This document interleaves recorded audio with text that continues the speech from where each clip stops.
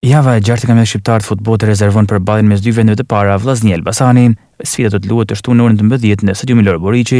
Në prag të kësaj përballje, futbollisti Esat Mala tha se do të jetë një ndeshje luftuar për shkak të renditjes në klasifikim të dy skuadrave, por Mala beson tek fitoria. Normalisht nesër është një ndeshje si i takon një lezeti, si themi, të kampionatit shqiptar, dy ekipe me histori edhe nga renditja tabelare besoj që do jetë një ndeshje shumë e luftuar, po ashtu edhe ndjekun. Ne normalisht kena pas javën në dispozicion për mu përgatit për këtë ndeshje.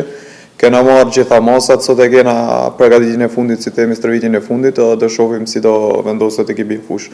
Por mund të them që kemi një besim të plotë edhe kena punuar për këtë ndeshje, shpresoj që dalim me pikë të plota. Po, ashtu këto javët e para ata kanë treguar që janë një ekip, një skuadër kompakte dhe nuk kanë pësu gola. Kurse ne kena treguar që dim që të shënojmë çdo moment. Besoj kena besim të plot në kualitetet tona, si jona repartit sunit po shumë mbrojtjes edhe mes fushës. Do jetë një ndeshje, siç e thash, shumë e luftuar, do jetë e vështirë normalisht sepse edhe renditjet tregojnë, por kemi besimin e plotë, shpresojmë që në fundin dalim në fitimtar. Është herë për të folur për vendin e parë, vendin e dytë, po normalisht me një fitore kjo të nxjerr para, edhe jemi të gatshëm, pse jo.